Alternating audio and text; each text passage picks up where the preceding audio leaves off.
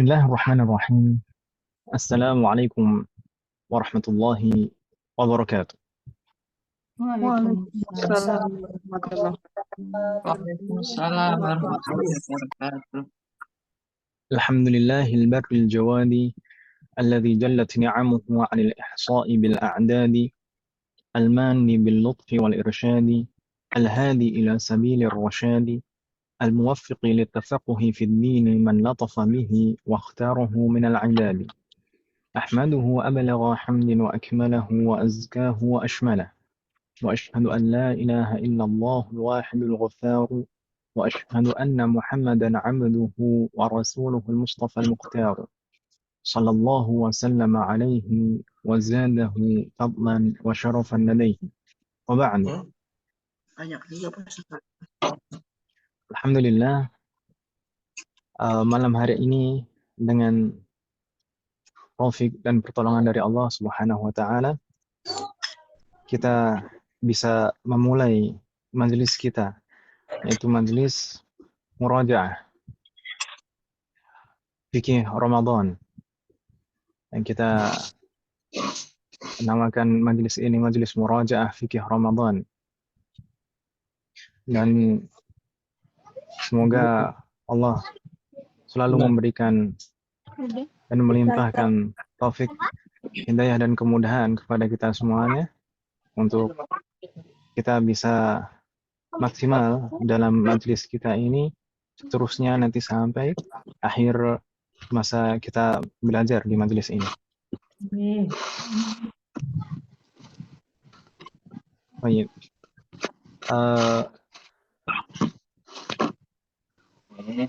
Di antara ummahat sekalian di sini mungkin sebagian atau banyak dari ummahat sekalian sudah pernah mengetahui saya, sudah ya setidaknya pernah bertemu atau pernah melihat, atau juga bahkan sebagian dari ummahat sudah bosan dengan saya.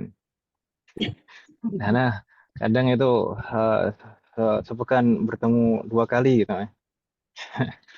Ya, ada beberapa dari ummahat mungkin demikian, tapi sebagian lagi mungkin juga ada yang belum kenal gitu kan Ibu ya. Baik. Sekilas saja untuk menyingkat waktu, nama saya Muhammad Thahar. Saya aslinya dari Kediri. Dulu pernah belajar di Jakarta, tapi untuk saat ini di Sragen. Baik. Saat ini saya di Sragen. Dulu saya kalau secara formal kuliah di Lipia di Fakultas Syariah. Jadi memang bidang saya fikih dan usul fikih. Kemudian tapi sebenarnya saya lebih banyak mengambil faedah di belajar non formal. Di daurah-daurah terutama dengan Syekh Labib. Bahkan sampai saat ini saya juga masih ada halaqah rutin dengan beliau. Semoga Allah selalu menjaga beliau. Baik. Itu saja terkait dengan saya. Kemudian mungkin juga sebagian dari ummahat dan akhwat di sini ada yang belum mengenal, belum tahu tentang Markaz Salman. Jadi kegiatan kita ini, majelis kita ini di bawah naungan Markaz Salman Al-Farisi. Dan Markaz Salman Al-Farisi ini untuk saat ini, sebelumnya dulu kita ketika di Jakarta kita memegang mungkin beberapa kegiatan belajar dan dakwah di sana. Meskipun sekarang juga masih berjalan sebagian teman-teman yang ada di sana. Tapi kalau untuk saat ini yang saya pegang itu kebanyakan online, yaitu dengan teman-teman, bukan saya sendiri. Maksudnya yang saya pegang bukan saya sendiri, tapi juga dengan teman-teman yang lain, yaitu ada bahasa Arab, kemudian ada juga program talaqi, itu ta'lim Al-Quran online, itu mencakup tahsin, dan insya Allah juga nanti setelah Ramadan insya Allah kita akan membuka program tahfidz. Untuk tahfidz ini sebenarnya sudah lama kita rencanakan, tapi kita ingin betul-betul matangkan untuk tahfidznya. Karena kita ingin tahfidznya ini betul-betul maksimal, tidak seperti misalkan yang penting setoran saja begitu, kemudian nanti berlalu. Enggak, kita ingin meskipun tahfidznya ini online, tapi betul-betul nanti kuat hafalannya seperti itu. Semoga Allah memberikan taufik dan kemudahan. Sebenarnya Amin. untuk penyusunannya sudah selesai itu perencanaannya, tinggal kita membuat perlengkapan-perlengkapannya untuk hafalannya nanti seperti mutaba'ah, panduan belajar murojaahnya dan lain-lain kita tulis nanti insyaallah. Baik.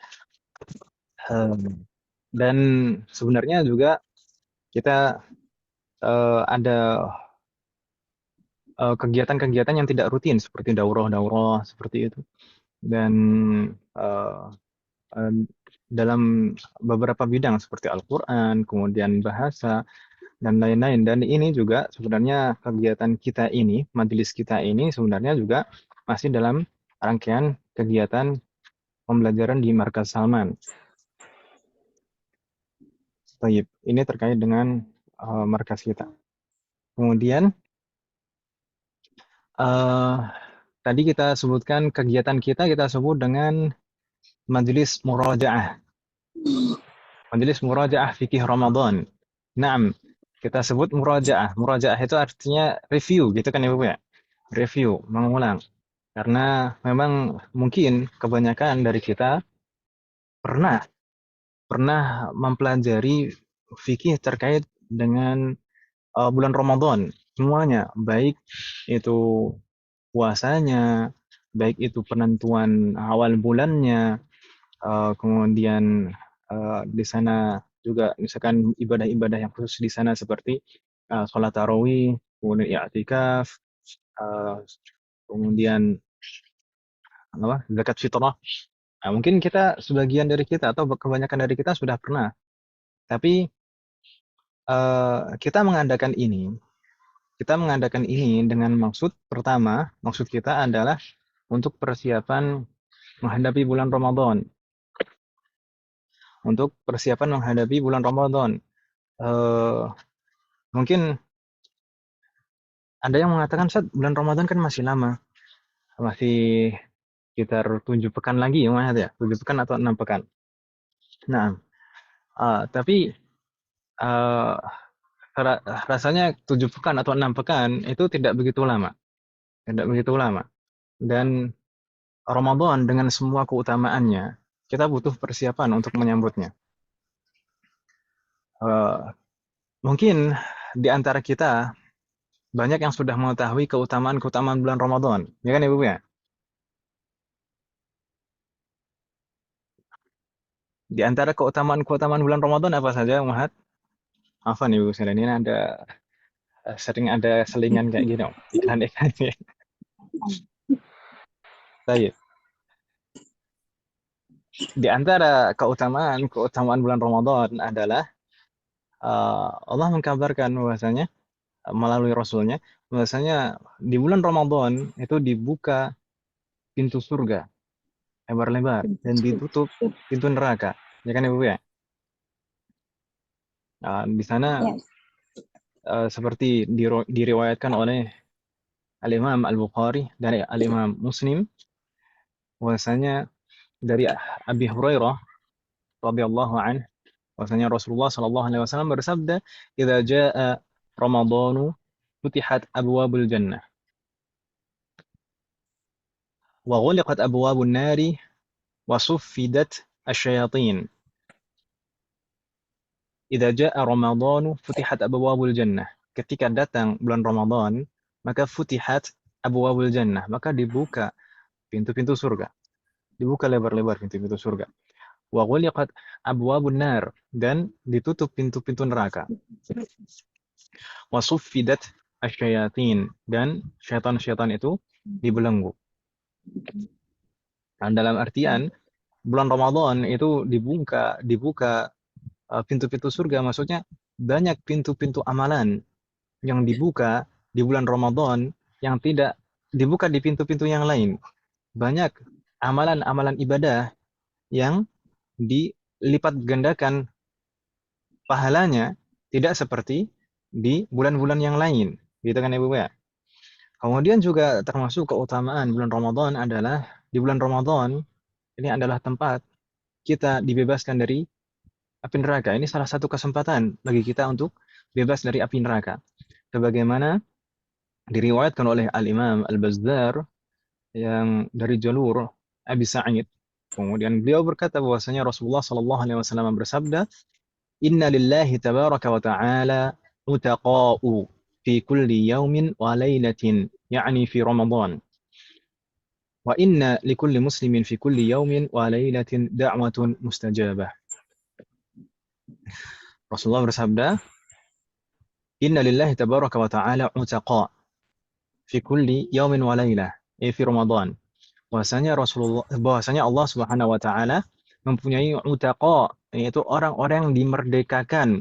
Maksudnya di sini dimerdekakan itu maksudnya diselamatkan dari api neraka, dibebaskan dari api neraka. Mempunyai orang-orang yang dibebaskan dari api neraka. Utaqa fi kulli yaumin wa lailah, pada setiap harinya dan malamnya. Kita perhatikan di sini fi kulli yaumin wa lailah. Tidak hanya di siangnya saja, fi kulli yaumin, tapi juga fi kulli yaumin wa lailah. Di siangnya banyak yang dibebaskan dari api neraka. Wa lailah aidan. Di malam harinya juga banyak yang dibebaskan dari api neraka. Jadi ini kesempatan, salah satu kesempatan bagi kita untuk terbebas dari api neraka. Semoga Allah menjauhkan kita semuanya dari api neraka. Dan bulan Ramadan ini juga termasuk jaminan bagi kita semuanya untuk terkabulnya doa kita. Bulan Ramadan ini adalah jaminan bagi kita untuk terkabulkannya doa kita. Seperti di hadis yang sebelumnya tadi kita sebutkan, yang penggalan kedua, wa inna likulli muslimin fi kulli yaumin wa lailah da'watun mustajabah. Bahwasanya setiap muslim mempunyai kesempatan pada setiap hari dan malamnya, pada setiap siang dan malamnya, fi kulli yaumin wa lailah juga. Da'watun mustajabah, doa yang pasti diijabai. Setiap muslim di bulan Ramadan mempunyai kesempatan di siang Ramadan dan di malam hari Ramadan, da'watun mustajabah, kesempatan untuk berdoa, dan doa itu pasti diijabai. Tentu di sana dengan memperhatikan syarat-syarat dikabulkannya doa, karena di sana ada penghalang-penghalang dikabulkannya doa. Nah, tapi bulan Ramadan ini adalah jaminan, dan ini jaminan ini tidak ada di bulan-bulan yang lain. Nah, meskipun Allah bersabda di dalam Al-Quran, "Wada'uni astajib lakum." Ud'uni astajib lakum. Berdoalah kepadaku, pasti aku akan mengabulkan untuk kalian. Tapi jaminan di bulan Ramadan itu lebih pasti. Jaminan di bulan Ramadan itu lebih pasti. Wallahu alaikum jami'an. Kemudian bulan Ramadan juga kita mengetahui bahwasanya di bulan Ramadan ini semua pahala dilipat gandakan. Semua pahala dilipat gandakan. Sebagaimana diriwayatkan oleh Abu Dawud dari Abi Dzar radhiyallahu anhu anna Nabiy sallallahu alaihi wasallam qala, "Innahu man qama ma'al imami hatta yansarifa kutiba lahu qiyamul lailah." Ini salah satu contoh. Salah satu contoh. Di dalam bulan Ramadan itu disunahkan bagi kita untuk memperbanyak salat malam. Maka di sana ada salat tarawih, ya kan Ibu ya? Salat tarawih. Dan terkhusus dengan salat tarawih, itu Rasulullah bersabda, "Man qama ma'al imami hatta yansarifa kutiba lahu qiyamu lailah." Barang siapa yang salat bersama dengan imam jamaah salat tarawih, hatta yansarifa, sampai imamnya selesai, kutiba lahu qiyamu lailah, maka akan ditulis baginya pahala salat semalam suntuk, semalam penuh.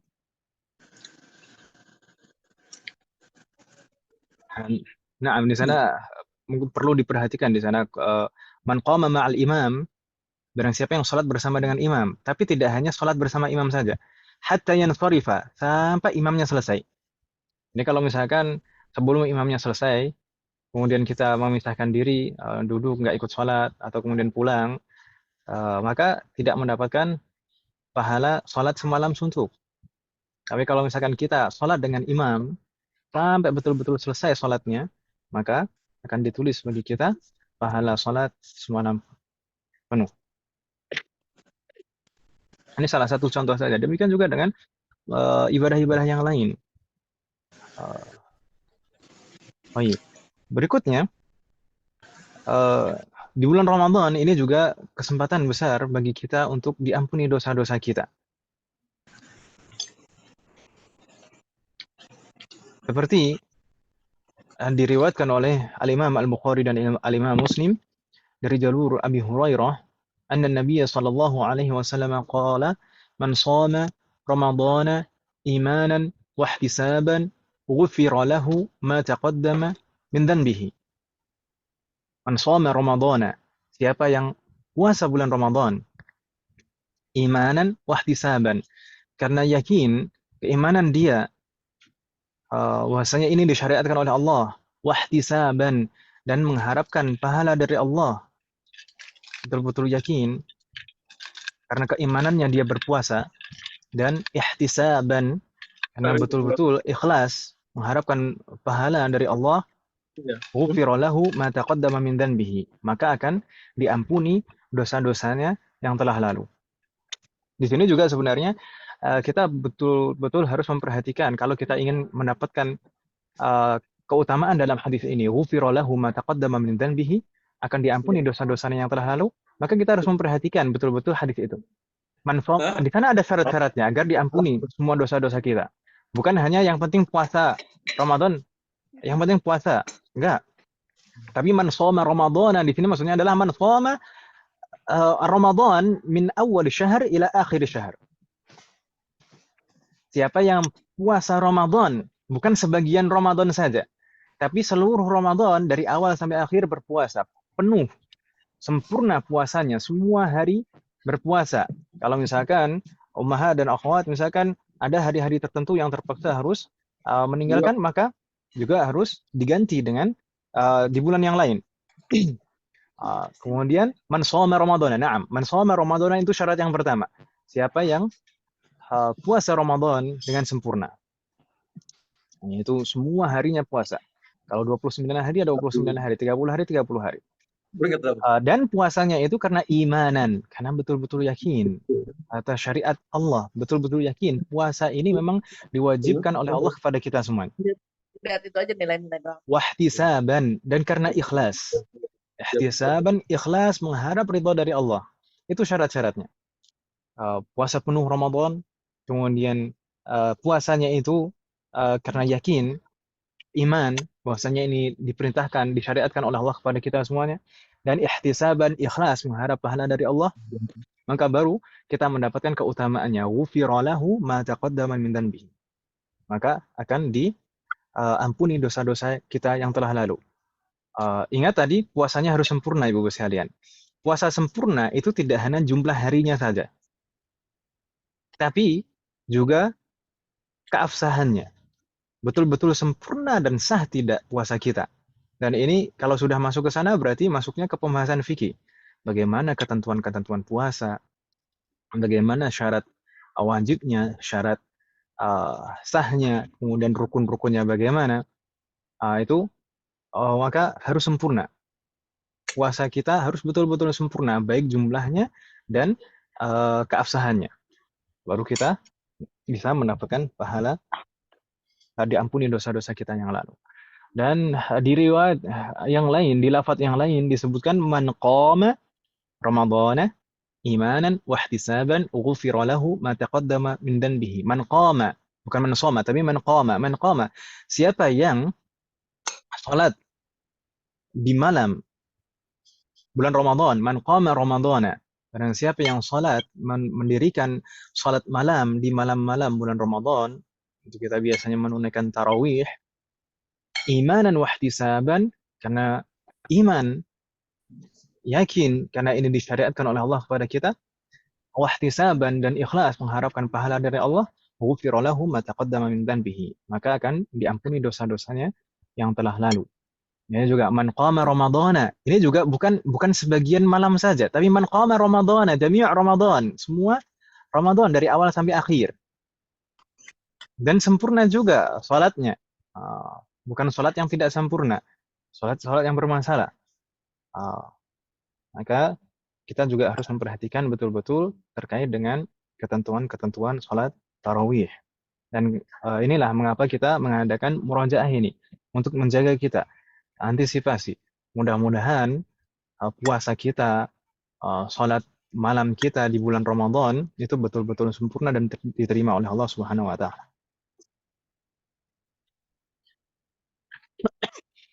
Dan termasuk keutamaan bulan Ramadan juga, di bulan Ramadan itu diturunkan Al-Qur'an. Allah bersabda, "Syahrul Ramadan alladzi unzila fihi al-Qur'anu." Syahrul Ramadan alladzi unzila fihi al-Qur'anu. Bulan Ramadan, yaitu bulan di mana Allah menurunkan Al-Qur'an. Syahrul Ramadan, bulan Ramadan, alladzi unzila fihi al-Qur'an, yaitu bulan yang diturunkan Al-Qur'an di dalamnya. Sebenarnya segala sesuatu, segala hal itu sama sebenarnya. Tapi ketika sesuatu, semua hal yang berkaitan dengan Al-Quran itu pasti punya keutamaan tersendiri dibanding dengan hal-hal yang lain. Termasuk juga bulan Ramadan. Misal yang lain misalkan. Namanya manusia, orang itu sebenarnya sama saja semuanya. Tapi kalau misalnya seseorang menghafal Al-Quran 30 juz, tentu kedudukannya, derajatnya berbeda jauh dengan orang-orang lain di sisi Allah. Demikian juga misalkan bahasa, bahasa antara satu bahasa dengan bahasa yang lain sebenarnya itu sama saja. Tapi ketika Allah memilih bahasa Arab sebagai bahasa Al-Quran, maka bahasa Arab itu mempunyai keutamaan tersendiri dibanding dengan bahasa-bahasa yang lain. Guru misalkan, guru itu semuanya sama. Guru itu memang punya keutamaan, punya uh, uh, keutamaan dibanding dengan apa namanya, pekerjaan yang lain. Dengan dia mempunyai uh, amal jariyah dari apa yang diajarkan itu. Tapi kalau misalkan guru Al-Quran mempunyai keutamaan lebih dibanding dengan guru-guru yang lain. Khairukum man ta'allama Al-Quran wa 'allamahu. Bahkan disebutkan di situ khairukum, orang yang terbaik. Bukan orang yang baik saja, tapi orang yang terbaik. Orang yang terbaik di antara kalian adalah yang mengajarkan Al-Quran dan mempelajarinya. Baik. Nah, di bulan Ramadan ini di antara kenapa bulan Ramadan itu lebih utama dibanding dengan bulan-bulan yang lain, di antara alasannya adalah diturunkan di dalamnya Al-Quran. Dan selain itu juga, di dalam bulan Ramadan itu juga terdapat malam Lailatul Qadar. Inna anzalnahu fi Lailatul Qadar. Sesungguhnya aku menurunkan Al-Quran itu di malam Lailatul Qadar. Lailatul Qadar khairum min alfi syahr. Malam Lailatul Qadar, satu malamnya itu lebih baik dari 1000 bulan. Nah, ini sungguh kesempatan yang luar biasa. Sungguh kesempatan yang luar biasa. Nah, jadi mungkin di antara keutamaan bulan Ramadan, dan mungkin di antara kita sudah sering mendengar keutamaan-keutamaan bulan Ramadan. Sering, mungkin bisa jadi sampai saking seringnya kita mendengar, itu ada kaidah misalkan kasratul masasi tumitul ihsas. Saking seringnya berinteraksi, itu akan mematikan indera kita, akan mematikan ke rasa sensitif kita. Jadi terkadang saking seringnya kita bertemu dengan bulan Ramadan, kemudian saking seringnya kita mendengar keutamaan bulan Ramadan, itu seakan hal itu hal yang biasa bagi kita. Maka kita juga harus memperbaiki hati kita, uh, bahwasanya bulan Ramadan ini adalah bulan yang sangat utama dibanding dengan bulan-bulan yang lain. Dan belum tentu juga di tahun berikutnya kita akan bisa bertemu dengan bulan Ramadan. Semoga Allah memberikan kesempatan kepada kita semuanya untuk bertemu dengan bulan Ramadan di tahun ini. Dan kita harap bulan Ramadan tahun ini kita bisa betul-betul maksimal. Maksimal dalam ibadahnya, sempurna ibadahnya, dan kita bisa mendapatkan semua keutamaan di bulan Ramadan di tahun ini. Terkadang meskipun kita tahu keutamaan-keutamaan bulan Ramadan, terkadang mungkin saya aja mungkin, ibu-ibu nggak. Terkadang kita eh, tahu banyak keutamaan bulan Ramadan, tapi ketika di bulan Ramadan tetap saja kita tidak maksimal. Padahal kita tahu bulan Ramadan itu bulan yang sangat utama. Tapi terkadang tetap saja di bulan Ramadan kita tidak maksimal. Baik, kenapa demikian? Kenapa demikian? Maka kita perlu tahu bulan Ramadan itu tidak bisa semua kita itu didadak seperti itu, dadakan seperti itu. Ibarat mesin itu biasanya perlu dipanaskan terlebih dahulu, ya kan Ibu ya? Kita juga kalau misalkan sebagai atlet, atlet itu biasanya sebelum betul-betul bertanding itu perlu pemanasan terlebih dahulu. Akan kaget kita kalau misalkan tiba-tiba langsung dipaksakan digas terus. Demikian juga dengan ibadah di bulan Ramadan. Ibadah-ibadah di bulan Ramadan juga demikian. Kita harus persiapkan sebelum-sebelumnya. Kita harus persiapkan sebelum-sebelumnya agar kita nanti bisa maksimal di bulan Ramadan. Makanya tidak salah kalau misalkan ada ulama yang mengatakan bulan Rajab adalah saat menanam.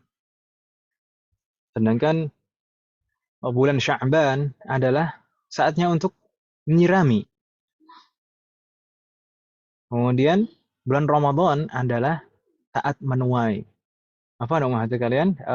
Putus-putus semuanya atau suara saya putus-putus ibu sekalian? Alhamdulillah bagus Ustaz, wadih Ustaz. Enggak. Sallallahu alaihi Putus-putus Yasrallah. Ustaz. Putus-putus. Yasrallah marana. Kalau misalkan nggak semuanya putus-putus berarti mungkin bukan dari saya Om. Yasrallah marana jami'an. Iya. Baik. Makanya tidak salah sebagian ulama mengatakan bulan Rajab dan kita sekarang di bulan Rajab, Ibu ya.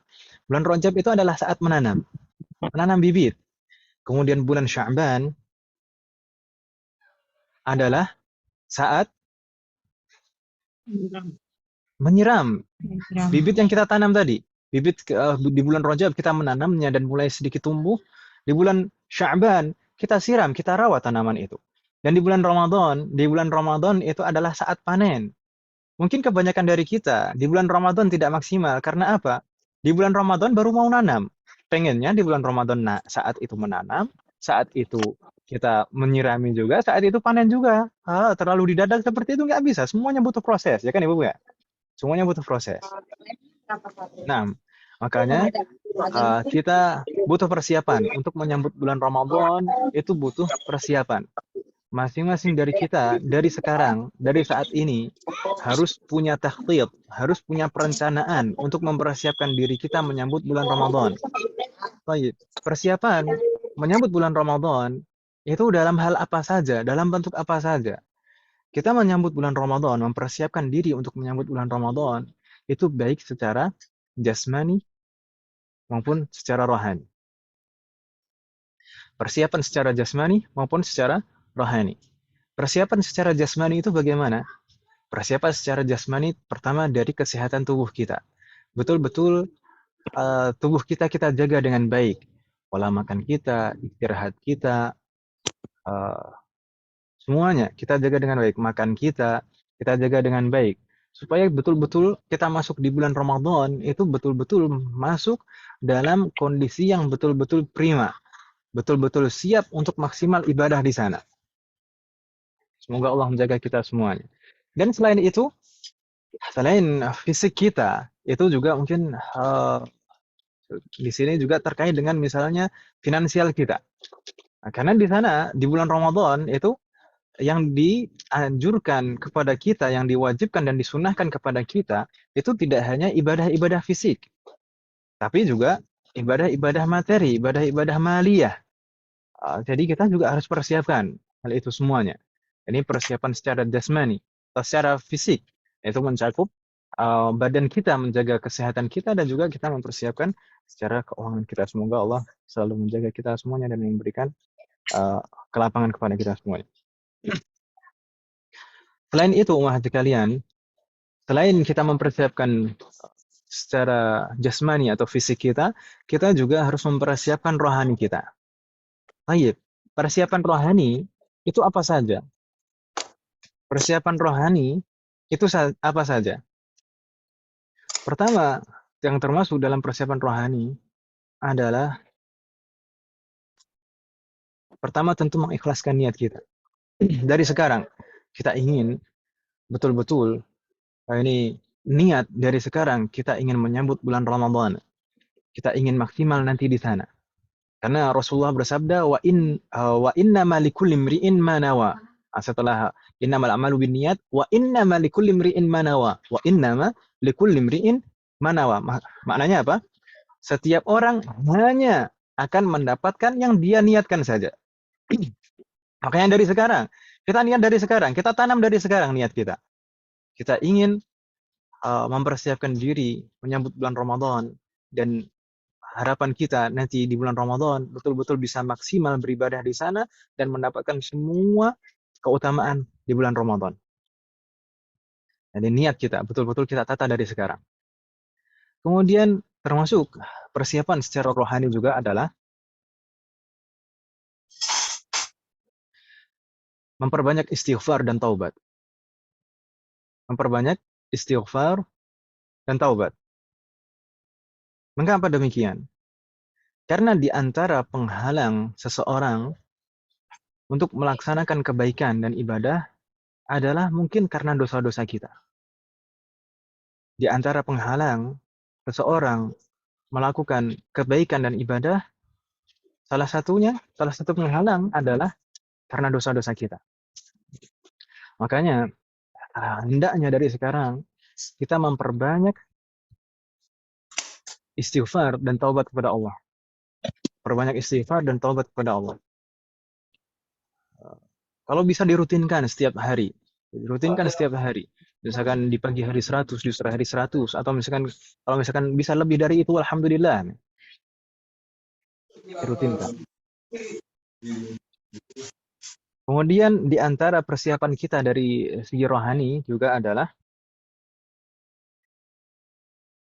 melatih rohani kita untuk memperbanyak ibadah dari sekarang. Melatih rohani kita dan fisik kita juga sebenarnya termasuk untuk memperbanyak ibadah dari sekarang. Jadi bukan nanti di bulan Ramadan baru mulai ibadah, baru mulai gas ibadah, enggak. Tapi dari sekarang.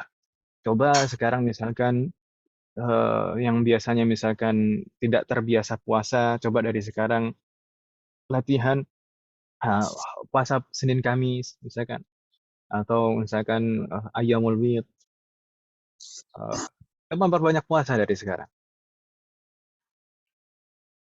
Baik. Termasuk juga memperbanyak membaca Al-Quran. Membaca Al-Quran. Perbanyak kita membaca Al-Quran dari sekarang. Kalau misalkan nanti aja bulan Ramadan kita banyak membaca Al-Quran. Sekarang mah belum Ramadan ya. Yakin nanti biasanya nggak sanggup khatam biasanya kalau seperti itu. Dari sekarang kita biasakan banyak membaca Al-Quran. Kalau misalkan biasanya porsi membacanya itu sekian, maka ditambah lebih banyak lagi supaya terbiasa. Nanti kalau sudah terbiasa, nanti di bulan Ramadan insya Allah lebih mudah lagi. Bukan nanti baru digas di bulan Ramadan. Biasanya itu tadi kalau tidak pemanasan terlebih dahulu itu biasanya akan kalau misalkan atlet itu biasanya akan terjadi cedera. Nah, biasanya panas di awal-awal Ramadan saja. Nanti di pertengahan itu sudah luntur biasanya semangatnya. Itu kalau karena tidak terbiasa. Semoga Allah memberikan taufik kepada kita semuanya. Termasuk juga membiasakan misalkan qiyamul lail, salat malam. Semoga Allah memberikan taufik. Dan ibadah-ibadah yang lain. Semua ibadah yang lain. Termasuk juga persiapan secara rohani adalah mempersiapkan diri kita secara keilmuan.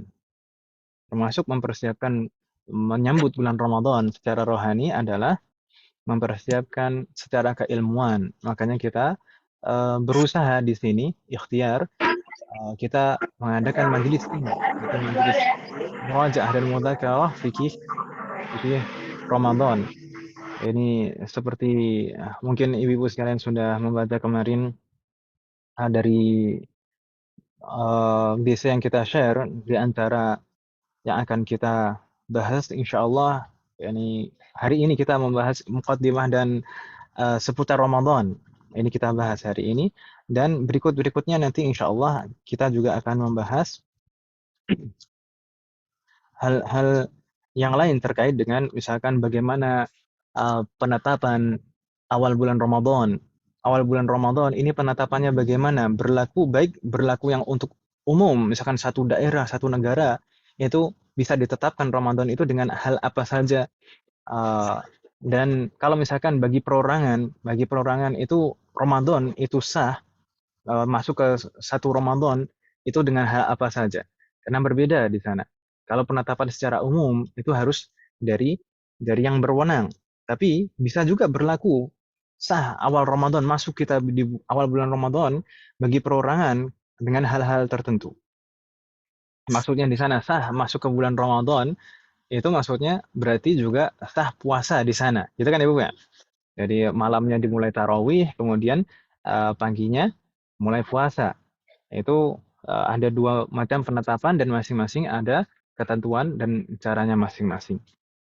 Baik, dan kita akan bahas juga insya Allah di sana terkait dengan rukun-rukun puasa, kemudian syarat wajib puasa.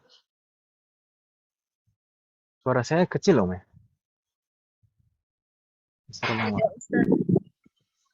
Enggak, Ustaz. Tidak, Om.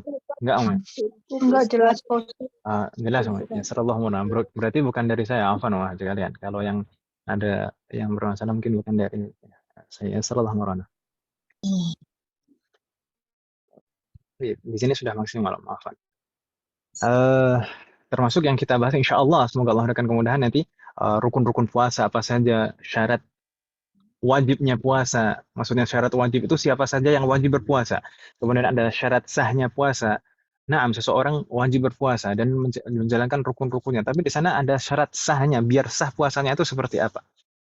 Kemudian pembatal puasa. Kita juga penting mengetahui pembatal puasa. Meskipun kita misalkan memenuhi semua rukun, kemudian memenuhi semua syarat sahnya. Tapi kalau misalkan kita ternyata melaksanakan pembatalnya, maka tidak sah puasa kita. Jadi kita juga penting mengetahui pembatalnya. Dan pembatal mungkin nanti akan kita bagi menjadi dua. Karena ada pembatal yang memang sejak dahulu sudah ada, sejak dahulu itu sudah wajar itu ada dan kita ketahui bersama insya Allah. Dan ada juga pembatal yang sifatnya kontemporer. Sifatnya kontemporer. Hal itu, benda itu ada di zaman kita tapi tidak ada dulu. Dulu belum ada, sekarang ada. Dan beberapa itu membatalkan puasa. Kemudian kita insya Allah juga membahas sunnah di dalam berpuasa dan makruh, hal-hal yang makruh di dalam puasa. Kemudian kita insya Allah juga akan membahas puasa yang haram dilakukan dan makruh. Termasuk nanti bagaimana hukum puasa di Yaumul Syak, yaitu hari yang masih diragukan di sana. Ini sudah masuk ke Ramadan atau belum? Gitu. Kemudian berikutnya insya Allah kita akan membahas konsekuensi jima di siang bulan Ramadan. Kemudian bagaimana kalau misalnya orang meninggal, bagaimana kalau misalkan orang meninggal tapi dia punya hutang tanggungan puasa. Maka konsekuensinya bagaimana? Apa yang harus dilakukan bagi orang yang ditinggalkannya? Baik. Kemudian bagaimana puasa bagi wanita hamil dan menyusui, dan bagaimana puasa bagi orang yang sakit dan musafir. Musafir ini mungkin kita semuanya memerlukan. Terkadang kita pulang kampung di bulan Ramadan, maka puasanya bagaimana? Orang yang mendapatkan rukhsah musafir itu sebenarnya yang bagaimana? Terkadang orang salah paham dan salah. Jadinya sebenarnya dia belum mendapatkan rukhsah, tapi dia membatalkan puasa, maka yang seperti itu akan berdosa. Kemudian bagaimana kalau misalnya udurnya itu hilang sebelum terbenam matahari? Jadi misalkan kita safar kemudian sampai di tempat tujuan kita itu sebelum maghrib, kan jam 4 atau asar lah, asar itu kita sudah sampai di tempat tujuan, berarti kita tidak dalam keadaan safar lagi, ya kan Ibu ya? Tidak dalam keadaan perjalanan lagi. Maka berarti itu maksudnya sudah hilang undurnya sebelum terbenam matahari. Atau misalkan orang sakit dan uh, sebelum maghrib itu sudah sembuh sakitnya. Terus nanti insya Allah akan kita bahas. Kemudian insya Allah kita juga akan membahas hukum-hukum terkait ketentuan-ketentuan terkait dengan sholat tarawih, sholat witir, kemudian i'tikaf. Kalau sholat tarawih ini khusus di bulan Ramadan. Kalau sholat witir sebenarnya tidak hanya di bulan Ramadan, tapi sholat witir di bulan Ramadan itu punya kekhususan dibanding dengan sholat witir di luar Ramadan. Ada ketentuan tersendiri. Kemudian i'tikaf ini juga sebenarnya tidak khusus di bulan Ramadan, tapi lebih dianjurkan di bulan Ramadan, terutama di 10 hari terakhir, karena Rasulullah tidak pernah meninggalkannya. Kemudian hal yang wajib juga di bulan Ramadan adalah zakat fitrah, zakatul fitr. Zakat fitrah atau zakatul fitr ini juga penting bagi kita semuanya karena wajib bagi setiap muslim. Semoga Allah memberikan kemudahan kepada kita semuanya untuk bisa mempelajari semua pembahasan-pembahasan ini tadi, dan semoga Allah memberikan taufik kepada kita tidak hanya mempelajarinya tapi juga bisa mengamalkannya dengan sempurna. Dan sebenarnya saya juga ingin kalau misalkan masih ada waktu sisa nanti ada pembahasan terkait dengan puasa Syawal, karena puasa Syawal itu selain pahalanya besar, tapi di sana juga ada ketentuan-ketentuan bagaimana agar kita mendapatkan pahala tersebut. Misalkan pahala yang kita tahu, pahala puasa Syawal 6 hari itu kalau digabung dengan Ramadan itu sama dengan puasa setahun penuh pahalanya. Tapi di sana ada ketentuan-ketentuannya supaya bisa kita mendapatkan pahala 1 tahun penuh. Jadi tidak hanya asal yang penting puasa gitu saja, enggak. Bagaimana kalau orang punya tanggungan puasa Ramadannya bolong-bolong, misalkan. Kemudian bagaimana urutannya, misalkan seperti itu. Maka di sana ada ketentuan-ketentuannya.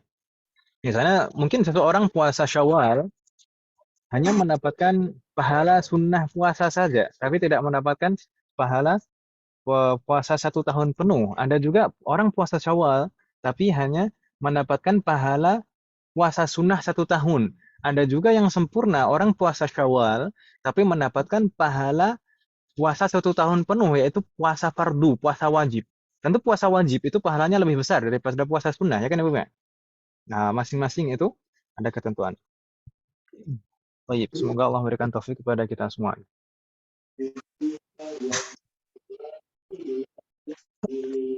Baik. Ini tadi di antara tujuan kita kenapa kita mengadakan majelis ini. Nah, itu tadi karena persiapan menyambut bulan Ramadan. Karena bulan Ramadan itu sangat banyak keutamaannya, sangat besar keutamaannya, dan kita butuh persiapan untuk menyambutnya. Dan selain itu sebenarnya majelis ini juga sebagai muqaddimah dari majelis kitab selanjutnya.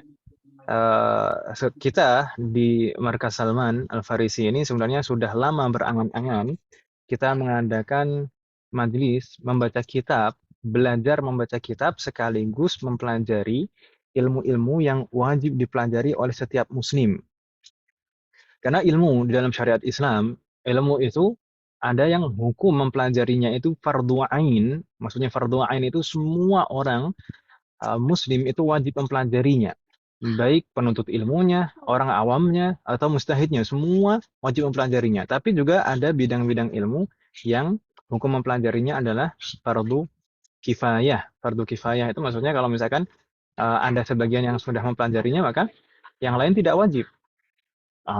Maka kita sebenarnya pengen ada majelis khusus selain belajar membaca kitab, juga sekaligus mempelajari hal-hal yang wajib dipelajari oleh setiap muslim, baik akidahnya, fikihnya, atau suluknya atau adab dan akhlaknya. Baik. Baik. Dan umat sekalian, insya Allah di majelis ini, yaitu majelis murajaah fiqh Ramadan, kita akan atau kita baca kita sampaikan sistem belajar kita. Kita belajar kita nanti kita akan menggunakan kitab. Kita menggunakan kitab. Dan kitab yang kita gunakan adalah kitab Al-Yaqut An-Nafis. Bukan semua kitabnya, karena kitab Al-Yaqut An-Nafis itu sebenarnya tebal dan bukan hanya pembahasan fikih Ramadan saja di dalam kitab Al-Yaqut An-Nafis, tapi semua bab fikih dibahas di kitab Al-Yaqut An-Nafis. Ini kitab Al-Yaqut An-Nafis itu sebenarnya tebal seperti ini. Enggak kelihatan. Oh ya, seperti ini tebalnya. Dan ini kitabnya. Dan yang kita bahas insya Allah dari kitab ini nanti hanya bagian yang kita sebutkan tadi. Ya, puasanya, kemudian i'tikaf, salat tarawih, salat witir, dan lain-lain yang kita sebutkan tadi. Dan yang saya share di grup kalian tadi, itu PDF-nya itu sudah saya ambil yang akan kita bahas saja. Yang akan kita bahas saja yang saya share ke ibu-ibu sekalian. Jadi bukan semua halaman. Kalau semua halaman terlalu besar, terlalu banyak. Tapi kita ambil yang akan kita bahas saja. Semoga Allah berikan taufik. Baik, mungkin ada yang bertanya, Ustaz, apa nih? Ada iklan lagi. Baik. Mungkin ada yang bertanya dari umat sekalian, Ustaz, kenapa sih kita belajarnya pakai kitab? Kenapa nggak langsung saja ringkasan-ringkasan materi? Pertama, kita membiasakan diri dengan kebiasaan orang-orang terdahulu ketika mempelajari ilmu syar'i itu dengan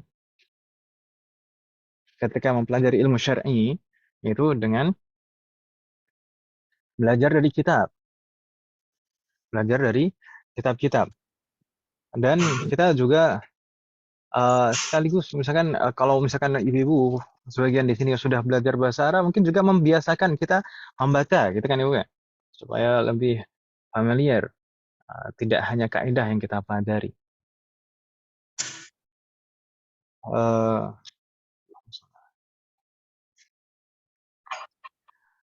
Dan kalau kita misalkan membuka kitab yang saya share tadi, kita coba mungkin buka di sini.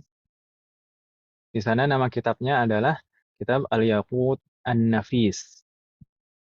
Nampak di sini Bu sekalian?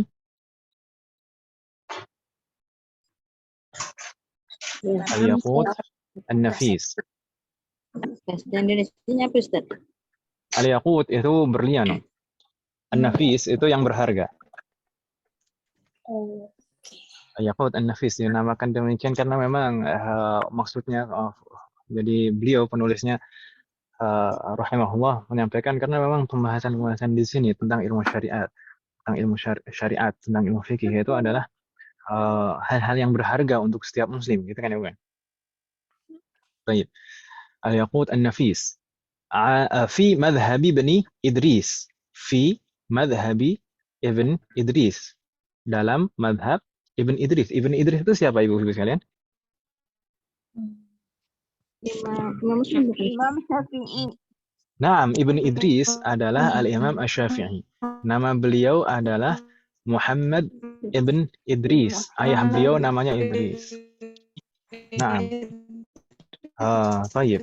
Jadi kitab ini mempelajari fikih di dalam mazhab al-Imam Asy-Syafi'i. Taib, mungkin ada pertanyaan lagi. Ustaz, kok belajarnya pakai mazhab? Sebagian mungkin ada yang merasa aneh selama ini. Mungkin ada yang tahu kalau belajar itu nggak pakai madhab.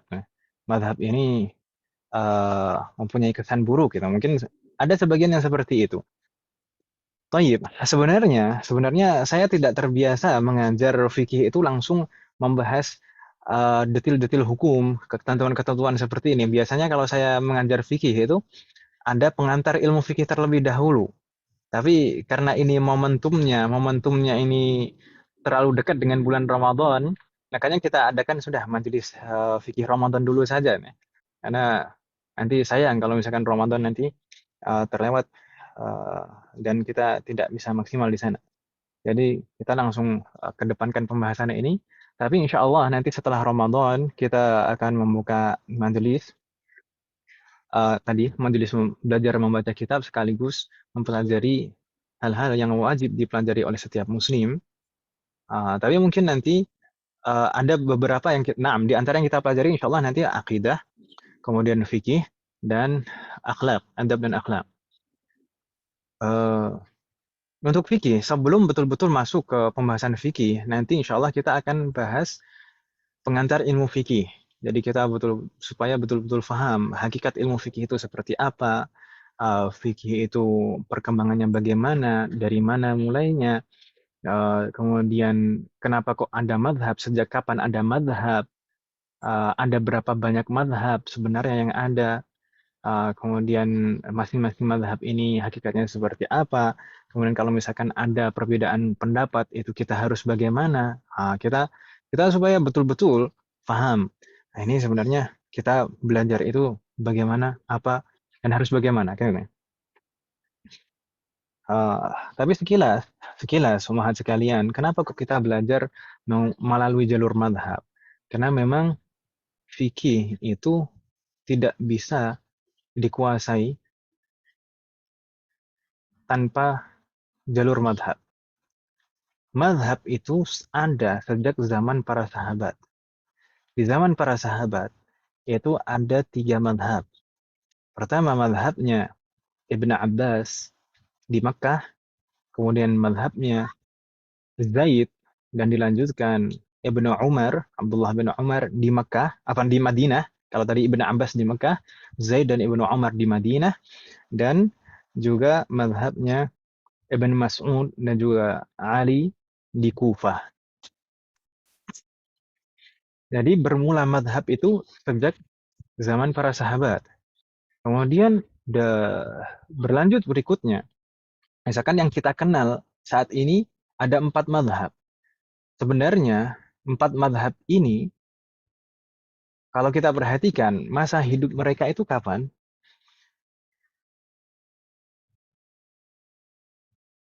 Kapan Ibu Sela? Ada yang tahu? Di abad keberapa? Dari tahun Hijriah. Setelah generasinya tabi'ut tabi'in atau sebelumnya? Setelah tabi'ut tabi'in. La. Sebelum. Al-jawabul la. Jadi Tabi'in. Dari tabi'in Ustaz. begini umat sekalian. Untuk Al-Imam Abu Hanifah, itu ada yang menyebutkan beliau pernah bertemu dengan salah seorang sahabat. Kalau memang demikian, berarti Abu Hanifah itu termasuk kalangan tabi'in. Ya atau ya? Ya Ustaz. Jadi masa setelah para sahabat. Kemudian Imam Malik, Imam Asy-Syafi'i, dan Imam Ahmad bin Hanbal, beliau bertiga ini hidup di zaman tabi'ut tabi'in, saat tabi'ut tabi'in, bukan setelahnya. Jadi beliau ini termasuk tabi'in dan tabi'ut tabi'in, termasuk salafus salih, termasuk generasi pertama, generasi awal dari umat Islam. Mereka ini termasuk salafus salih. Jadi kalau ada yang menyangka, oh ini kan sudah masa yang terlalu jauh. Enggak. Taib. Lalu madhab beliau-beliau ini dari mana? Sebenarnya madhab beliau empat ini adalah istimdad atau kepanjangan tangan dari madhab para sahabat sebelumnya. Sebelumnya tadi ada madhab Ibnu Abbas di Makkah, kemudian madhabnya Zaid dan Ibnu Umar di Madinah, kemudian madhabnya Ibnu Mas'ud dan Ali radhiyallahu anhum di Kufah. Itu misalkan kita mulai dari Abu Hanifah. Misalnya Abu Hanifah itu hidup di Kufah. Beliau dilahirkan dan hidup di Kufah. Beliau belajar dari siapa? Baik, Ibnu Mas'ud dan Ali radhiyallahu anhuma, beliau berdua mempunyai murid-murid. Mempunyai murid-murid. Murid-murid ini mengajarkan kepada murid-muridnya. Dan Abu Hanifah belajar itu dari murid-muridnya. Kemudian Imam Malik juga demikian juga. Imam Malik itu di Madinah. Di Madinah tadi madhabnya siapa? Di Madinah tadi Zaid bin Umar. Zaid dan Ibnu Umar. Naam, Zaid dan Ibnu Umar. Zaid dan Ibnu Umar ini punya murid-murid di Madinah. Murid-muridnya punya murid-murid lagi. Dan Imam Malik ini belajar dari murid tadi generasi. Jadi kalau dari urutan itu seakan dari urutan murid itu apa? Cicitnya, Om ya. Cicitnya. Jadi Imam Malik itu cicitnya dari segi keilmuan. Jadi cicitnya Zaid dan Ibnu Umar. Kemudian Al-Imam Asy-Syafi'i. Al-Imam Asy-Syafi'i bagaimana? Al-Imam Asy-Syafi'i itu aslinya orang Quraisy. Aslinya orang Quraisy, tapi saat di dalam kandungan kedua orang tua beliau itu melakukan perjalanan ke Palestina. Di Palestina Imam Asy-Syafi'i dilahirkan. Tapi ayah beliau meninggal di sana. Kemudian ibunda beliau mengajak Al-Imam Asy-Syafi'i. Ketika Al-Imam Asy-Syafi'i berusia 2 tahun, ibu Al-Imam Asy-Syafi'i itu membawa Al-Imam Asy-Syafi'i yang masih 2 tahun itu kembali ke Mekah. Kembali ke Mekah dengan harapan dan tujuan agar Al-Imam Asy-Syafi'i hidup dan tumbuh di lingkungan yang baik bersama orang-orang Quraisy, sukunya, dan belajar dari ulama-ulama di sana. Jadi pertama Al-Imam Asy-Syafi'i secara keilmuan itu dimulai dari Mekah, dari ulama-ulama Mekah yang secara keilmuan itu adalah murid-muridnya dari siapa? Ibnu Abbas. Nah, itu masa belajar Al-Imam Asy-Syafi'i yang pertama. Tapi tidak berhenti di situ. Di masa remaja, Al-Imam Asy-Syafi'i berpindah ke Madinah, ketemu dengan Imam Malik dan belajar langsung dengan Imam Malik. Kemudian seiring dengan berjalannya waktu, beliau pernah ke Yaman, kemudian pernah juga ke Kufah. Di Kufah, Al-Imam Asy-Syafi'i memang tidak bertemu langsung dengan Ibnu Mas'ud. Ibn Abbas, Abu Hanifah. Tidak bertemu langsung dengan Abu Hanifah karena Imam Abu Hanifah meninggal, Imam Syafi'i lahir, seperti itu. Abu Hanifah meninggal, Imam Syafi'i lahir, jadi papasan gitu. Baik. Tapi beliau Al-Imam Asy-Syafi'i di Kufah itu bertemu dengan teman-temannya dan murid-muridnya Abu Hanifah. Jadi mempelajari fikihnya Abu Hanifah dari teman-temannya dan murid-muridnya Abu Hanifah. Dan juga setelah itu beliau berpindah ke Mesir. Bertemu dengan ulama-ulama di Mesir. Kemudian Imam Ahmad itu secara fikih. Nah, awalnya Imam Ahmad itu dikenal sebagai ulama hadis, ahlu hadis. Tapi Imam Ahmad itu belajar fikih itu dari siapa? Imam Ahmad itu belajar fikih dari Imam Syafi'i. Sejak ketemu dengan Imam Syafi'i di Kufah. Imam Ahmad itu aslinya orang Kufah. Tapi karena beliau aslinya ada bidangnya hadis, ahlul hadis, jadi beliau agak tidak cocok dengan fikihnya Abu Hanifah. Tapi Imam Ahmad itu banyak belajar fikih dari Al-Imam Asy-Syafi'i. Radhiyallahu anhum jami'an. Baik. Dan mazhab itu sebenarnya tidak terbatas hanya 4 ini saja, tapi Allah mentakdirkan yang betul-betul terjaga sampai saat ini hanya 4 mazhab ini saja. Jadi sudah takdir dan taufik dari Allah. Kita umat Islam itu sudah disiapkan, ya sudah 4 ini saja, nggak usah bingung-bingung banyak yang lain. Ya. Baik. Dan kalau kita perhatikan umat sekalian, para ulama dari zaman dahulu, sejak munculnya 4 mazhab ini sampai hari ini, semuanya belajar fikih itu melalui jalur mazhab. Semuanya yang jadi ulama betul-betul, yang betul-betul jadi ulama, itu semuanya dimulai belajar fikihnya itu dari jalur mazhab. Awalnya dimulai dari belajar satu mazhab.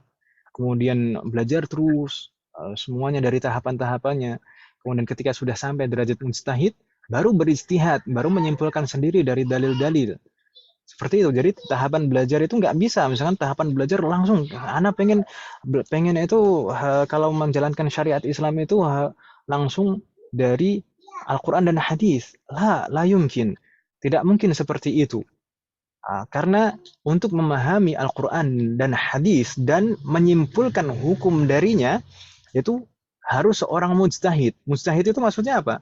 Orang yang mempunyai atribut perlengkapan untuk beristihad dari bahasa, menguasai bahasa Arab, nahwunya, sharafnya, balaghahnya, kemudian usul fikihnya, tahu mana ayat dan hadis yang mansukh, mana yang nasikh, kemudian mana yang umum, mana yang khusus, dan seterusnya banyak sekali.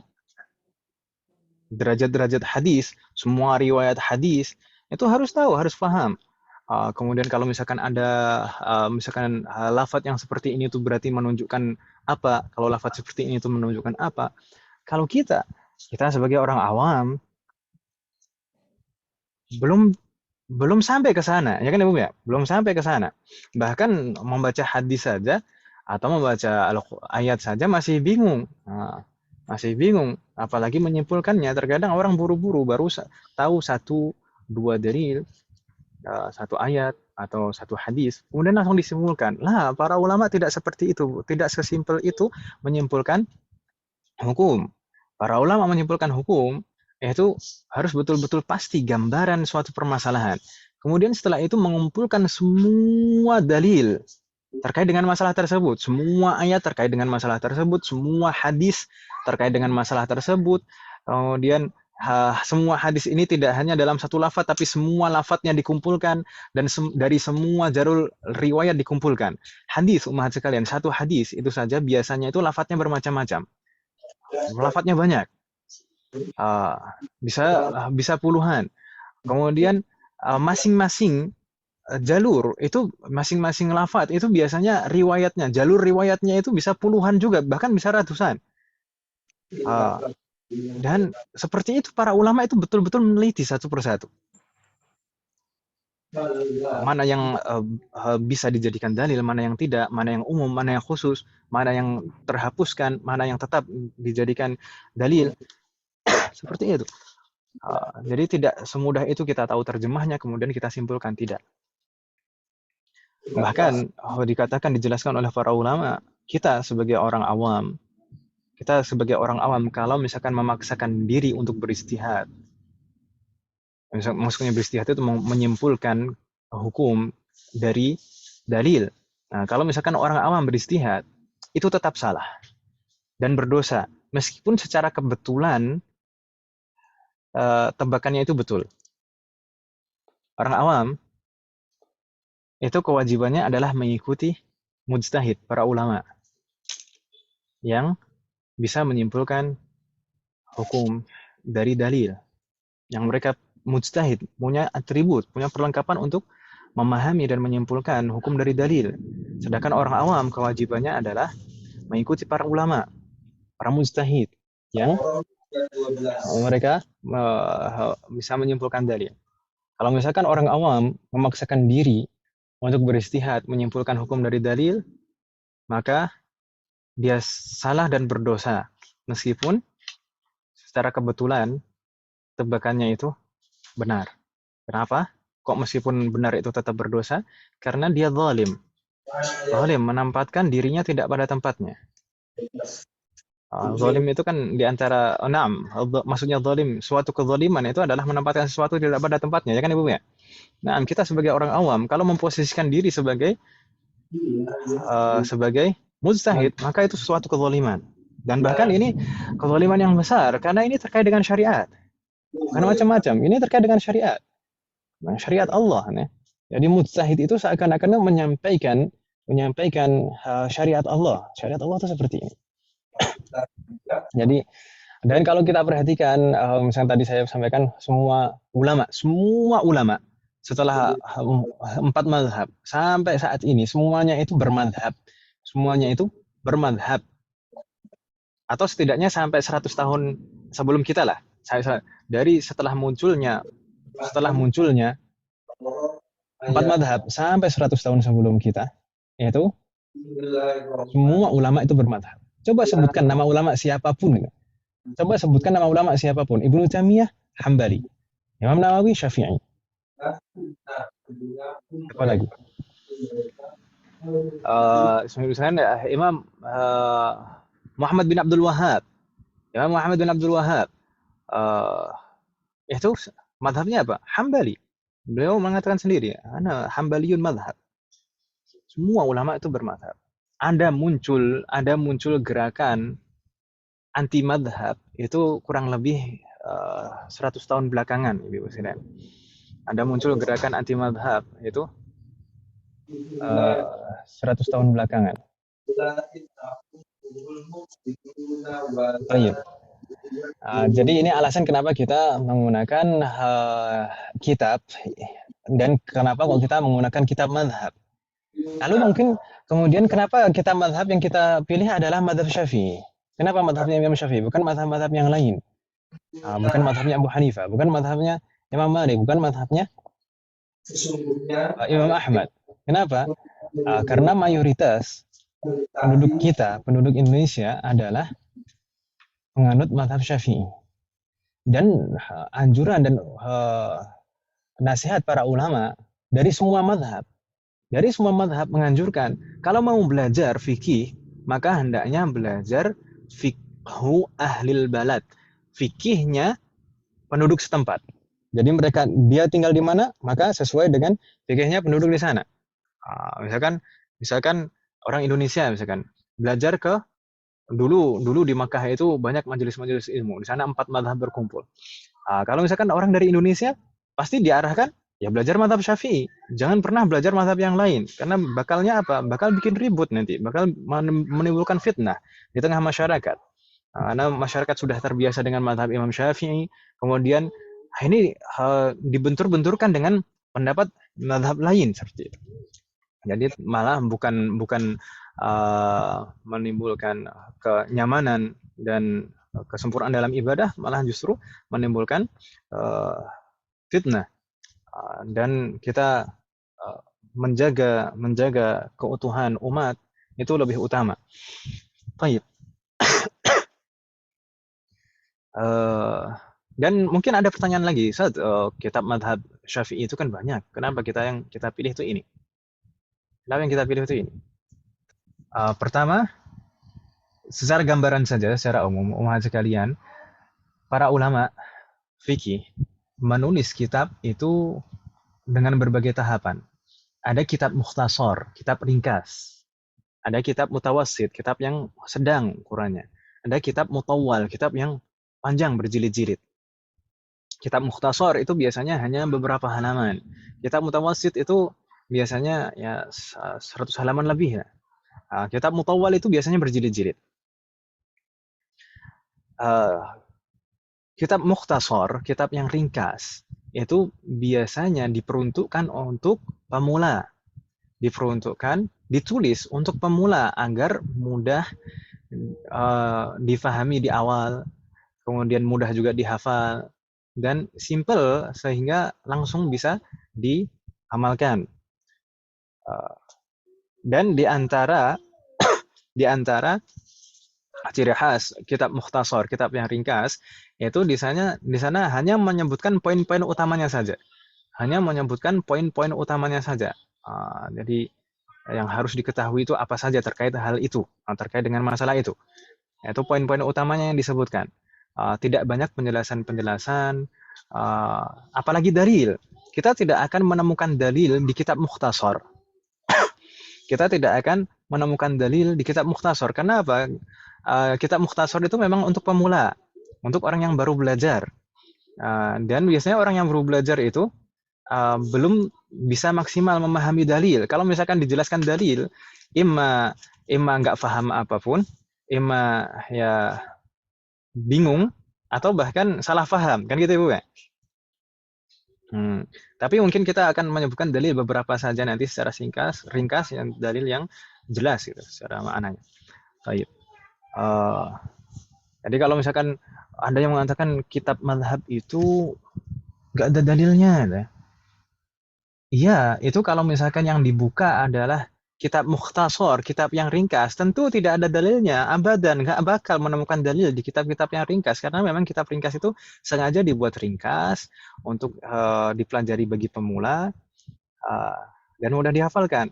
Kalau misalkan mau mencari dalil, maka akan di tahap-tahap berikutnya, bahkan di kitab yang apa namanya mutawasid, kitab yang pertengahan, yang syarah misalkan seperti itu bahkan terkadang tidak banyak menyebutkan dalil, masih tidak banyak. Mungkin kalau misalkan menyebutkan alasan, ya alasan kenapa demikian, karena demikian, alasan demikian maka demikian.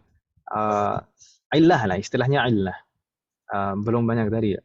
Mungkin di kitab-kitab mutawal, kitab yang panjang yang berjilid-jilid itu baru dijabarkan semua dalil-dalilnya. Baik. Dan kenapa kok kitab ini? Kitab ini itu termasuk kitab yang menyebutkan poin-poin itu secara lengkap. Maksudnya poin-poin utamanya itu lengkap. Terkadang beberapa kitab mukhtasar itu saking ringkasnya itu ada beberapa poin yang terlewat gitu. Tapi insya Allah kitab ini termasuk kitab yang lengkap, ya. Kitab yang lengkap. Dan selain itu juga sistematis. Jadi sistem penyebutannya dan urutannya itu bagus dibanding dengan kitab-kitab yang lain. Dan ini insya Allah mewakili pembahasan-pembahasan kita. Karena di sana penulis rahimahullah di sana selain menyebutkan matan dari pokok dari teksnya di sana, beliau sendiri juga menuliskan catatan kaki. Jadi penulis sendiri yang menuliskan catatan kaki di sini sebagai pelengkap dan penjelas dari hal-hal yang disebutkan di atas. Jadi insya Allah ini bisa, kenapa kok kita menggunakan kitab ini? Karena insya Allah ini bisa mewakili apa yang kita harapkan.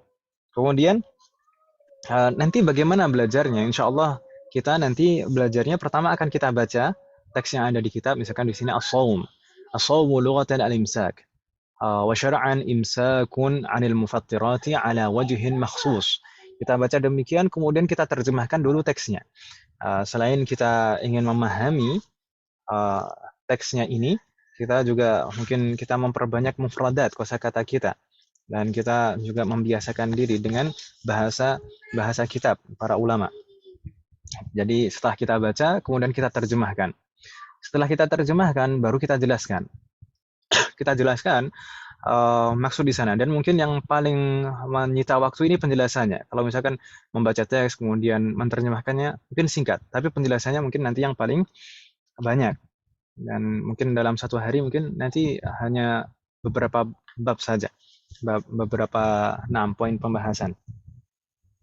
Kemudian setelah penjelasan selesai, insya Allah kita nanti juga saya usahakan ada ringkasan supaya lebih mudah untuk difahami.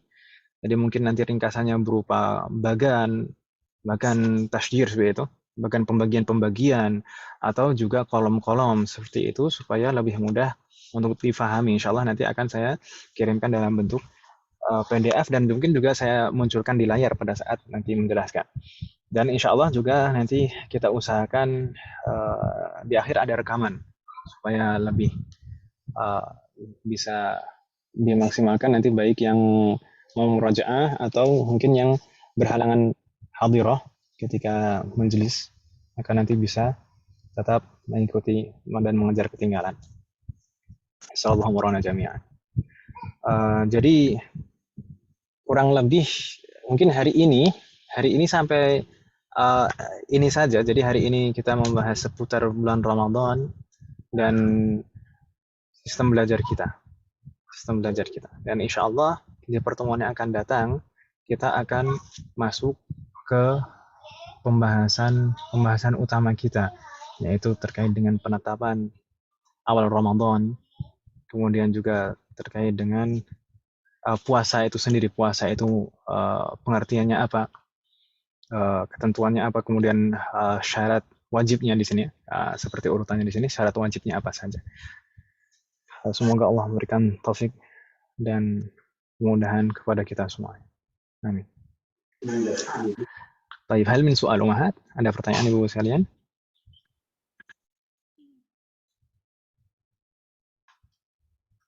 Jadi malam hari ini kita baru, mungkin anggap saja ini muqaddimah gitu ya Bu ya. Malam ini kita muqaddimah. Jadi untuk pembahasan fikihnya insya Allah kita mulai di pekan berikutnya.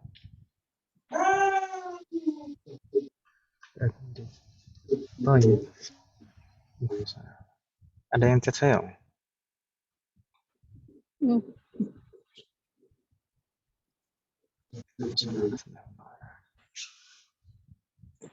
Chat di Zoom atau chat di pribadi Om?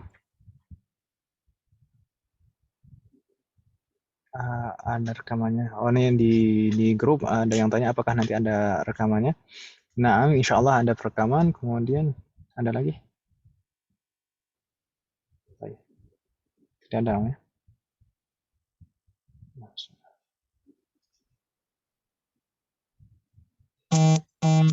Jadwal belajar hari apa saja? Jadwal belajar seperti tertera di brosur dan di BC. Insya Allah kita belajarnya hanya hari Senin saja, sepekan sekali. Semoga Allah memberikan kemudahan dan taufik. Sepekan sekali. Ntar kalau terlalu sering. Apa Ustaz? Nah. Nanti jadi Ramadan itu selesai ya Ustaz? Baik, kita lihat kondisinya nanti Ibu sekalian. Ramadan tentu kalau misalkan kita tetap mengadakan majelis di bulan Ramadan di malam hari tentu tidak mungkin karena Ramadan kita kalau malam hari salat tarawih biasanya. Kebanyakan mungkin dari kita salat tarawihnya setelah salat Isya langsung ya kan Ibu ya? Iya, Ustaz. Jarang dari kita yang salat tarawihnya malam mungkin. Kecuali kalau di pondok sini biasanya salat tarawihnya malam hari jam 12, jam 1 itu baru mulai salat. Selesai sebelum sahur itu baru selesai sholat tarawihnya. Tapi kalau kebanyakan mungkin ba'da Isya itu baru langsung sholat tarawih. Kalau demikian nanti kalau misalkan masih mungkin ada sisa beberapa pembahasan, mungkin kalau misalkan bisa umat sekalian kita pindah ke pagi misalkan setelah subuh gitu, 1 pekan sekali gitu saja. Mungkin demikian. Insya Allah semoga Allah memberikan kemudahan. Mungkin, tapi itu masih kemungkinan ya kalau misalkan ibu-ibu bisa. Toyib. Di sini ada pertanyaan. Semoga Allah.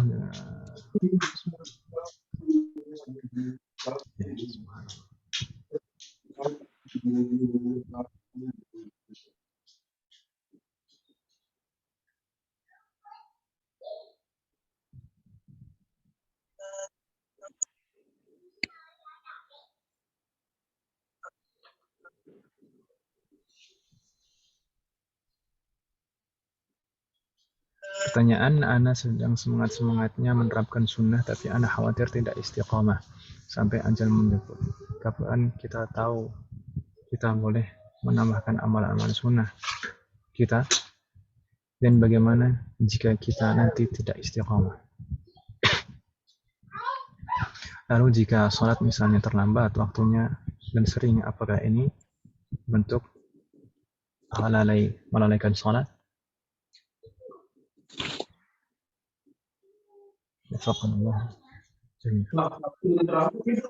Enggak. Tayyib. Semoga Allah memberikan keistiqomahan kepada kita semuanya. Afwan Ustaz. Naam. Kalau melihat kitab tersebut itu kan dalam bahasa Arab semua. Gimana kalau jika kita yang belum memahami bahasa Arab tersebut, Ustaz? Ini kita jawab dulu secara singkat.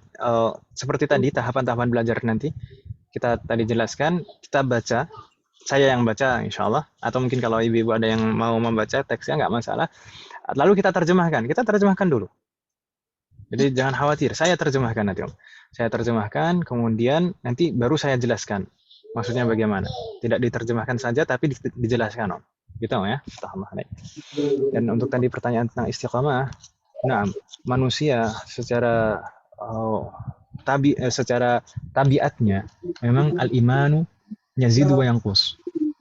Iman itu selalu tidak stabil. Iman itu selalu kadang bertambah dan kadang berkurang. Iman itu kadang bertambah dan kadang berkurang. Al-imanu yazidu wa yanqus. Jadi wajar bagi kita kadang itu semangat, kadang turun semangat kita, itu wajar. Tapi bagaimana kita menyikapi saat kita betul-betul turun semangat kita? Tapi bagaimana kita menyikapi saat semangat kita turun? Karena di sana Rasulullah bersabda, barang siapa ketika saat dia futur, saat dia semangatnya turun, itu dia futurnya itu pada hal-hal kebaikan, kepada sunnah, maka faqad aflah, maka dia beruntung. Tapi kalau misalkan ketika saat dia futur, saat semangatnya turun, tapi dia memilih hal-hal yang buruk, maka dia merugi. Makanya hendaknya kita memperhatikan, setiap kita pasti mengalami itu. Kadang iman kita naik, kadang turun. Tapi ketika turun, kita harus pandai-pandai menyikapi. Selain itu, yang lebih penting adalah kita memperbanyak doa. Sebagaimana Rasulullah mengajarkan doa kepada kita, ya muqallibal qulub, tsabbit qalbi ala dinik. Ya muqallibal qulub, tsabbit qalbi ala ta'atik. Wahai yang maha membolak-balikkan hati, tetapkanlah hatiku dalam keimanan, tetapkanlah hatiku dalam ketaatan. Karena manusia, sehebat apapun manusia, itu kemampuannya terbatas. Dan hati itu adalah hal yang paling mudah berbolak-balik. Bahkan para ulama mengatakan berbolak-baliknya hati itu ibarat air yang mendidih. Air saat kita panaskan dan betul-betul mendidih itu berbolak-balik. Seperti itu ibarat hati kita. Dalam 1 menit itu bisa berkali-kali berbolak-balik. Dan yang maha menguasai hati kita adalah Allah. Maka hendaknya kita semuanya mohon kepada Allah Subhanahu wa taala untuk memperbaiki hati kita dan memberikan keistiqomahan kepada kita semuanya.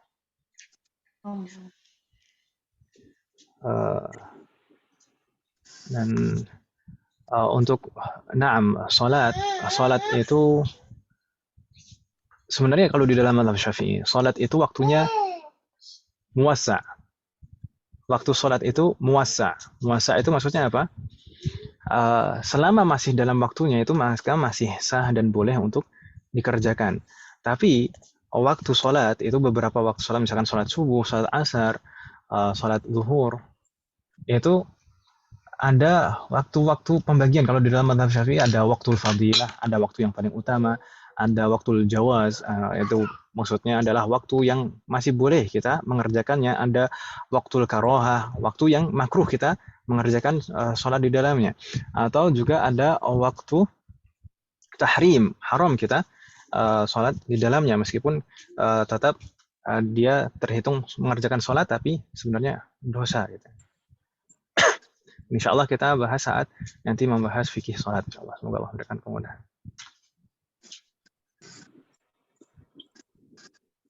Baik, kalau misalkan pertanyaan di sini kapan kita tahu kita boleh menambahkan amalan-amalan sunnah kita dan bagaimana jika kita nanti tidak istiqamah. Baik, umat sekalian, ini terakhir saya jawab. Dalam kita beramal, itu hendaknya kita punya skala prioritas.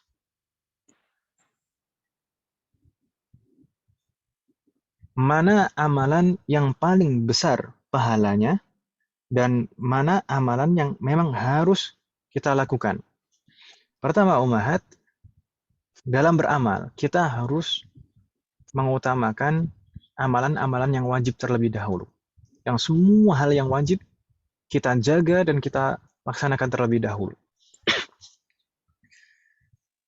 Karena amalan wajib itu pertama kalau misalkan kita tidak mengerjakannya itu berdosa. Selain itu juga amalan wajib itu pahalanya lebih besar daripada amalan sunnah. Jadi jangan sampai kita terlalu fokus dengan amalan sunnah, tapi kita lalai dengan hal-hal yang wajib. Wajibnya tidak sempurna. Jadi tidak hanya meninggalkan yang wajib saja, tapi tidak sempurna wajibnya. Jadi sempurnakan, kerjakan dan sempurnakan dulu hal-hal yang wajib. Misalkan sholat. Sholat kita mulai dari sholat fardu terlebih dahulu, 5 waktu. Kita jaga sholat 5 waktu kita, dan kita pastikan betul-betul sholat kita itu betul-betul sah. Betul-betul sempurna pahalanya. Meskipun tidak mungkin betul-betul sempurna 100%, tapi kita usahakan sholat kita itu pahalanya sempurna. Karena Umar bin Khattab itu pernah menyampaikan betapa banyak orang sholat, tapi ternyata sholatnya itu tidak diterima. Jadi pastikan betul-betul amalan-amalan fardu kita, pertama dan yang paling utama dari amalan fardu, amalan wajib adalah sholat fardu. Ya, amalan yang wajib itu banyak, dan yang paling utama adalah sholat fardu. Jadi yang paling harus kita jaga dan utamakan itu adalah sholat fardu kita. Ketentuan-ketentuan fikihnya bagaimana, kemudian kita kerjakan tepat pada waktunya. Kemudian kalau itu sudah sempurna, maka kalau misalkan mau beranjak ke hal-hal yang sunnah, maka ke sunnah-sunnah yang berkaitan dengan amalan fardu itu. Misalkan amalan yang paling utama, yang paling utama adalah sholat wajib 5 waktu. Maka amalan sunnah yang paling utama di antara semua amalan sunnah juga amalan yang berkaitan dengan sholat wajib, yaitu sholat qabliyah dan ba'diyah. Sholat qabliyah dan ba'diyah. Jadi sholat qabliyah dan ba'diyah itu adalah amalan sunnah yang paling utama. Jadi biasakan sholat sunnah qabliyah, misalkan sholat zuhur. Sholat qabliyah zuhur itu boleh 2 rakaat, tapi yang lebih utama 4 rakaat. Kita latih dulu dengan 2 rakaat misalkan. Ketika sudah bisa istiqamah 2 rakaat, kita tambah 2 rakaat lagi. Jadi 4 rakaat sebelumnya. Dan sesudahnya juga demikian. Dan sholat-sholat yang lain juga demikian. Jadi yang lebih kita prioritaskan, yang paling pertama adalah hal-hal yang wajib terlebih dahulu, baru yang sunnah. Dan sunnah juga yang paling utama adalah yang terkait dengan ada hubungannya dengan yang wajib. Astaghfirullahaladzim jami'an. Untuk masalah istiqamah, kita berharap istiqamah itu kita berharap kepada Allah. Dan kalau bisa itu jangan langsung banyak gitu. Mengamalkan amalan itu jangan langsung banyak. Kita latih diri kita. Seperti tadi kita mempersiapkan diri menyambut bulan Ramadan, kita latih diri kita. Kita latih diri kita sedikit demi sedikit, kita biasakan. Ketika sudah biasa terus seperti itu, baru kita tambah lagi sedikit. Seperti itu terus.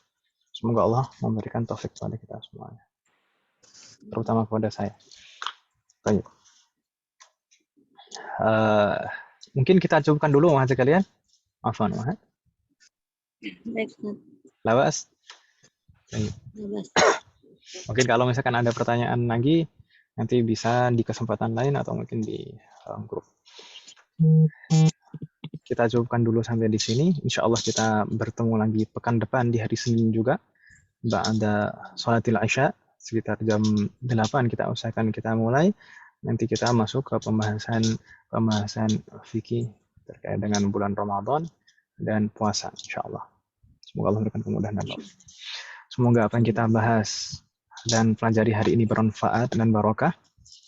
Semoga Allah selalu memberikan taufik kepada kita semuanya untuk bisa mengamalkan setiap ilmu yang kita pelajari. Semoga Allah selalu memberikan kemudahan, keberkahan, kesabaran, keistiqomahan, serta keikhlasan dalam proses belajar kita. Semoga Allah selalu memberikan taufik dan hidayah kepada kita semuanya, demikian juga kepada orang-orang kita sayangi. Semoga Allah selalu menjaga dan melindungi kita semuanya dan juga orang-orang kita sayangi dimanapun berada. Semoga jika di antara kita ada yang sakit atau kerabat kita atau keluarga kita ada yang sakit, semoga segera diberi kesembuhan oleh Allah Subhanahu wa taala. Semoga Allah menjadikan kita semuanya termasuk hamba-Nya yang soleh dan solehah dan bertakwa kepadanya. Semoga Allah menjadikan anak keturunan kita menjadi anak keturunan yang soleh dan solehah, dan semoga terlahir dari mereka generasi ulama. Semoga Allah mengumpulkan kita bersama dengan keluarga kita dan anak keturunan kita di surga Firdaus kelak. Semoga Allah selalu melindungi negara kita dan memperbaiki kondisi negara kita. Semoga Allah mengampuni semua dosa-dosa kita, baik yang lalu maupun yang akan datang, baik yang kita lakukan secara sembunyi-sembunyi maupun terang-terang. Semoga Allah mengampuni semua dosa-dosa kita dan menerima semua amal ibadah kita. Semoga Allah mengampuni semua dosa orang tua kita dan guru-guru kita dan menerima semua amal ibadah mereka. Semoga Allah memberikan keberkahan dalam setiap urusan kita, termasuk dalam usia dan waktu kita. Semoga Allah memberikan taufik dan kemudahan kepada kita semuanya untuk bisa bertemu dengan bulan Ramadan di tahun ini dan bisa maksimal beribadah di sana dan bisa mendapatkan semua keutamaan di sana. Semoga Allah memberikan kepada kita semuanya husnul khatimah. Wa sallallahu ala nabiyyina Muhammadin wa ala alihi wa sahbihi ajma'in. Subhanakallahumma wa bihamdika asyhadu an la ilaha illa anta astaghfiruka wa atubu ilaik. Assalamualaikum warahmatullahi wabarakatuh. Waalaikumsalam warahmatullahi wabarakatuh.